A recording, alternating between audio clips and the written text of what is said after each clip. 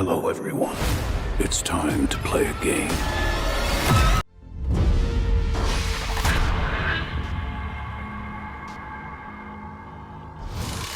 Hello and welcome to Ycft. I want to play a game. We've just got out of seeing Saw 10, or Saw X, directed by Kevin Grutert. I'm sorry if I'm butchering that name. Who himself is Saw pedigree. He directed Saw 6 and Saw 3D, also known as Saw the Final Chapter, which absolutely was not the final chapter. So yes, it's the 10th installment, and it is set in between Saw 1 and Saw 2. It sees Tobin Bell return at the ripe old age of 81 to play John Kramer / Jigsaw. Mm-hmm. And he is in search of a miracle cure for his cancer, and he gets scammed. Well, he scammed the wrong man. They scammed the wrong guy. We also see the return of Shawnee Smith as Amanda, which is an absolute treat. One thing I really adore about this film is that there's no amount of backwards caps that can hide the fact that these characters are these actors are 20 years older than the characters they're supposed to be playing. But you just don't care. You just roll with it. 100%. I wish more films did that, in all honesty. Like, Saw is not a franchise where de-aging and all, like the intricate process of all that, it doesn't belong in this franchise. So yeah, I agree. It's like, yes, they look old. And yes, Tobin Bell is quite frail in certain scenes. But yeah, you just accept it. We get it. It's meant to be, 2003, 2004? Cool. I buy it. So what is your relationship with the Saw movies? Okay, so it's never been my favourite franchise, but I'll also hold my hand up and say that I'm not very familiar with the franchise. I saw the original many, many years ago. I saw 2, and then I stopped watching after that. I think it was just, I probably watched them, Saw 2 especially, when I was very young, and the gore really kind of turned me off. And I couldn't really stomach it. And I never, as I got older, returned to the franchise. But I've always respected, the franchise. I've always respected Jigsaw and Kramer. Tobin Bell, obviously, like, legendary. But yeah, it's just, I'm not very familiar with it, and it's also not my favourite. So you didn't have to drag me kicking and screaming to see this movie, but you were definitely more excited to see this one than I was. You're almost kicking and screaming. Almost, yeah. Me, on the other hand, I am an avid Saw fan. I watched them a lot when I was younger. I remember in uni we used to do marathons of them. But I am one of those disheartened fans that kind of like lost touch with the franchise as it started to go a bit downhill. Jigsaw left such a bad taste in my mouth that I never watched Spiral. This film is not going to bring new Saw fans in. This is a film for people who know Saw. It's not saying that they wouldn't get it, but it's very much what we've seen before. Mm-hmm. So if they didn't like those films, they're not going to like it. Yeah. But it feels like a gift for those who have stuck with the franchise through the dark times. But also it's a nice jumping back on point for anyone who did become disheartened with the franchise and left. Because it is a return to form, but it's quite different because John Kramer is basically the protagonist. This is his movie. He's at the forefront more in this film than he was in any of the others. So that means the people that he's got in the trap have to be a certain type of despicable for us to see them as the bad guys. Yeah. And it really manages to pull off that balance. But also, we never see him like in the room with them. No. Like hiding behind the Jigsaw persona. They know this is John Kramer. Yes. And that's why they could have even got away with calling this film Kramer. Yeah. Or something like that. And yeah, I really appreciated that. And as a Saw fan, I had a thoroughly good time with it. Yeah, I'd also say, like, I think the performances just sort of all round I thought were really solid, because I always have this thing, like, I think it must be quite hard as an actor to sell fear effectively. Like, it's actually probably a lot harder to act scared and, do it genuinely and sincerely than it probably sounds. And there's a couple of performances of the people in the traps that, God, like, I felt the fear. Like, my heart was pounding, not just because of the gore, but because of how well they were selling the pain and the fear. So yeah, that was really great.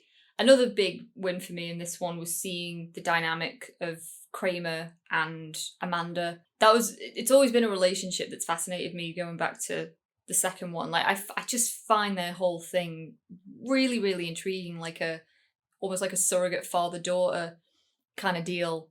And to see a bit of emotion and like a bit more complexity in it in this movie was that was just really welcomed. I did enjoy that a lot. something that I always judge these I suppose you can't really call this film a prequel because it's not set. No, it's... Like, obviously, Jigsaw is a prequel. Mm. It's both a prequel and a sequel. But the problem I have with that film is a lot of the traps are far more advanced than anything we see in the original film. Mm. The traps in this one, they are advanced enough to be a progression from the first one, but not too advanced that they overshadow what would come next in the second one. And I really liked that. And the traps themselves, I thought, were quite creative, and there's a couple of really memorable ones there. The film has a grittiness and a dirtiness to it, and they deliver the blood.